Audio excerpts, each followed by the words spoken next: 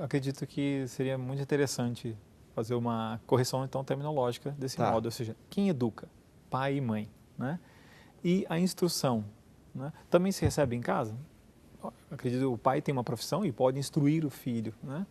Mas o colégio tem esse papel, né, de instrução. É lógico que no colégio nós podemos ter disciplinas e podemos ter um colégio formado para, ou seja, levar aquela criança, ajudar na formação do caráter desde pequenininho, mas não é papel primário, fundamental do colégio.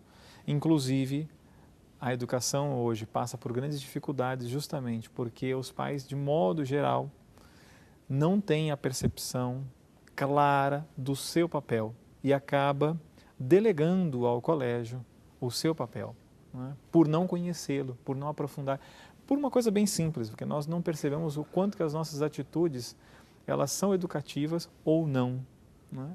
Nós percebemos mais quando as crianças são pequenas, porque observamos que eles nos imitam, né?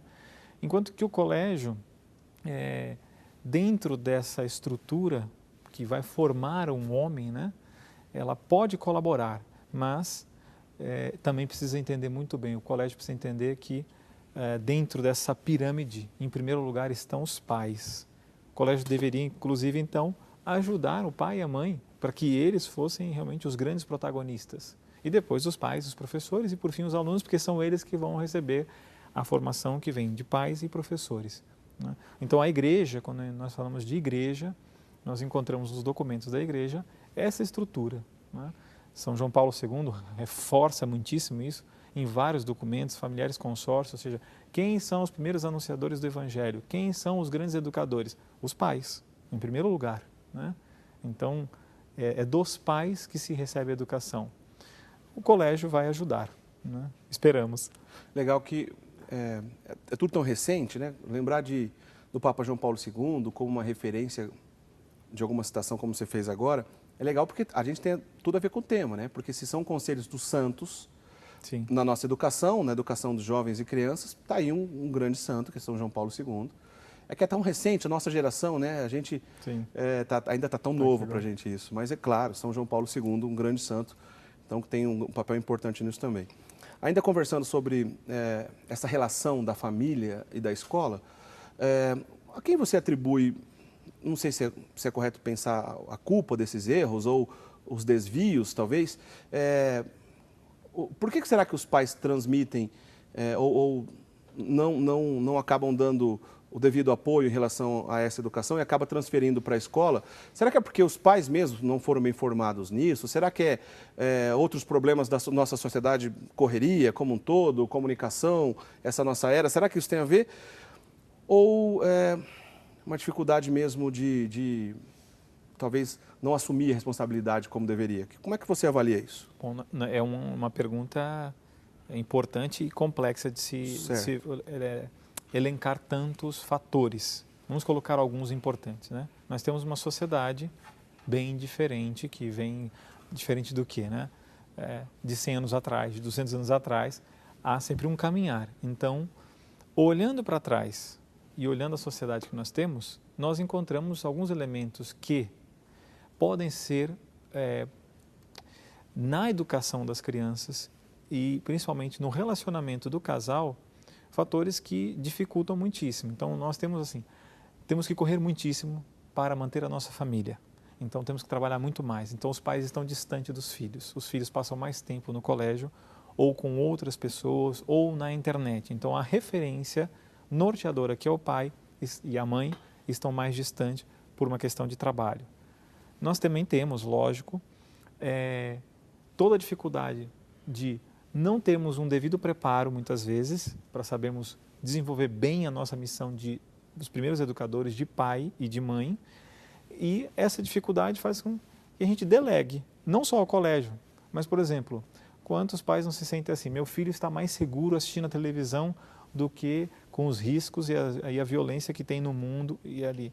Então, você fica tranquilo porque ele está diante da televisão e se esquece do seu papel, né? Claramente, o que fazer, né?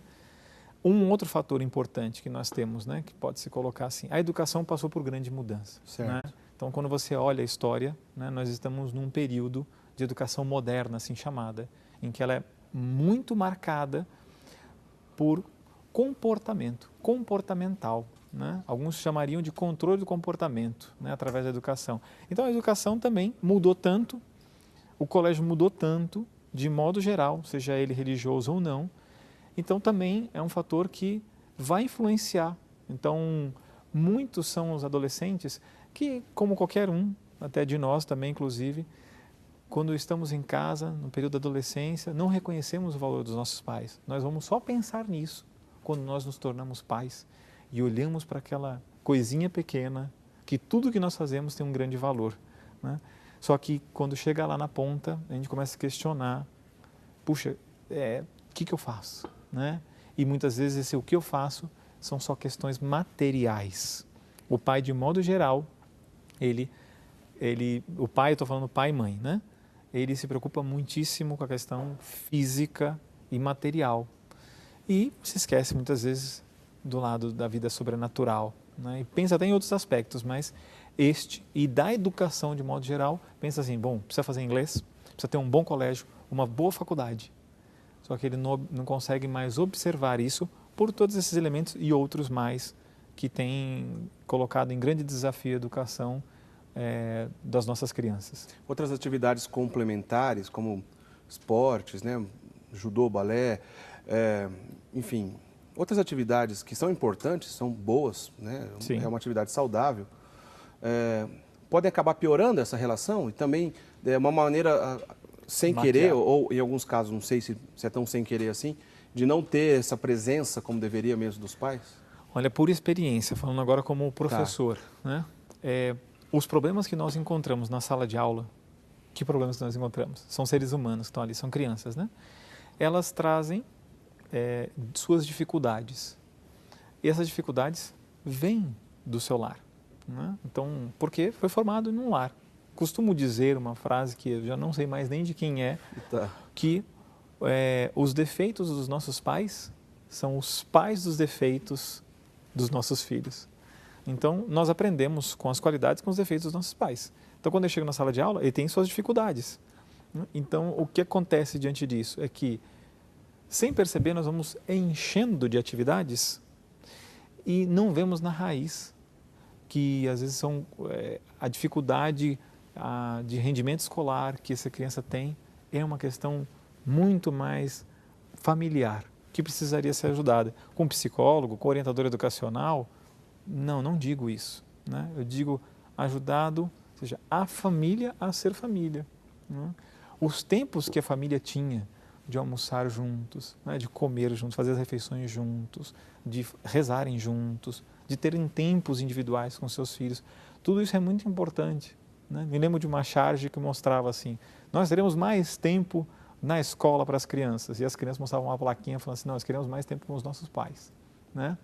Ainda que na adolescência pareça que não seja assim, mas o fato realmente é que todas essas atividades elas podem ajudar, mas podem também prejudicar. O que vai definir isso? O saber administrar tempo e observar o seu filho, como brinca, como fala, como ele se manifesta. Isso é que vai mostrar muito mais do que ele vai precisar. De modo geral, ele precisa dos pais. Né? A Sagrada Família, né? Um grande exemplo, a maior família de todas. Né? Nós vemos o quê?